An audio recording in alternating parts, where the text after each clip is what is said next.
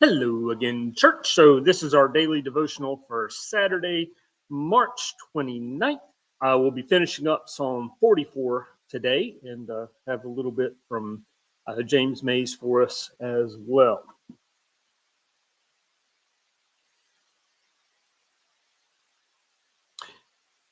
Yet you have rejected us and abased us, and have not gone out with our armies. You made us turn back from the foe, and our enemies have gotten spoil. You have made us like sheep for slaughter, and have scattered us among the nations. You have sold your people for a trifle, demanding no high price for them. You have made us the taunt of our neighbors, the derision and scorn of those around us. You have made us a byword among the nations, a laughingstock among the peoples. All day long my disgrace is before me, and shame has covered my face. At the words of the taunters and revilers, at the sight of the enemy and the avenger. All this has come upon us, yet we have not forgotten you, or been false to your covenant. Our heart has not turned back, nor have our steps departed from your way. Yet you have broken us in the haunt of jackals and covered us with deep darkness.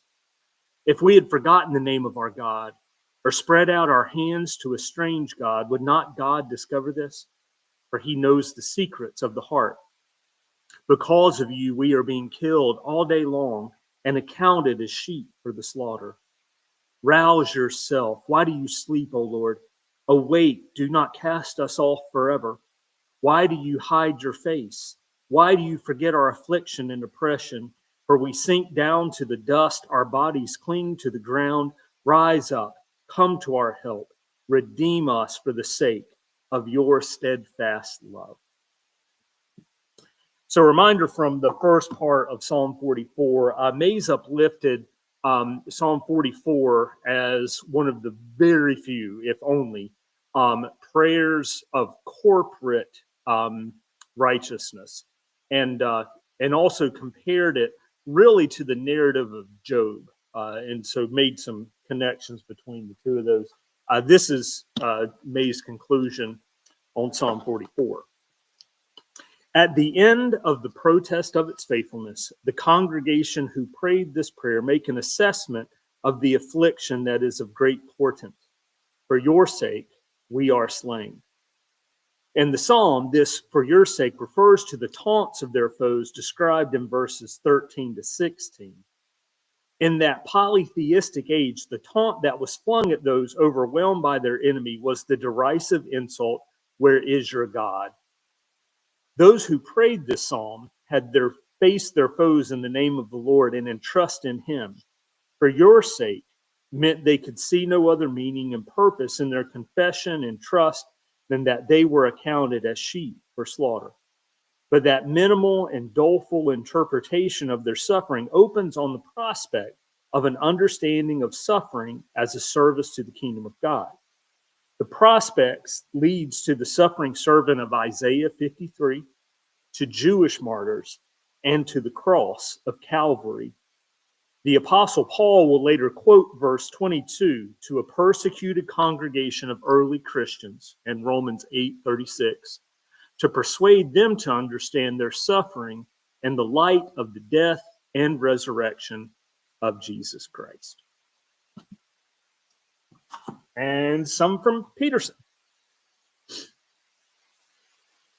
But now you've walked off and left us. You've disgraced us and won't fight for us. You made us turn tail and run. Those who hate us have cleaned us out. You delivered us as sheep to the butcher. You scattered us to the four winds. You sold your people at a discount. You made nothing on the sale. You made people on the street urchins poke fun and call us names. You made us a joke among the godless, a cheap joke among the rabble. Every day I'm up against it, my nose rubbed in my shame. Gossip and ridicule fill the air. People out to get me crowd the street. All this came down on us, and we've done nothing to deserve it. We never betrayed your covenant. Our hearts were never false. Our feet never left your path. Do we deserve torture in a den of jackals or lockup in a black hole?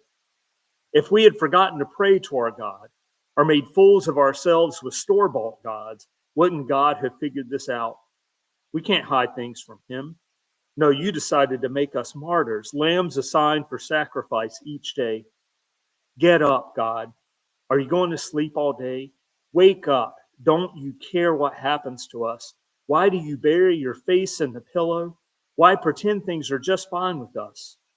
And here we are, flat on our faces in the dirt, held down with a boot on our necks. Get up and come to our rescue. If you love us so much, help us. Yeah, cheering note for a Saturday. We'll be seeing you on Sunday morning. We continue in our lessons on First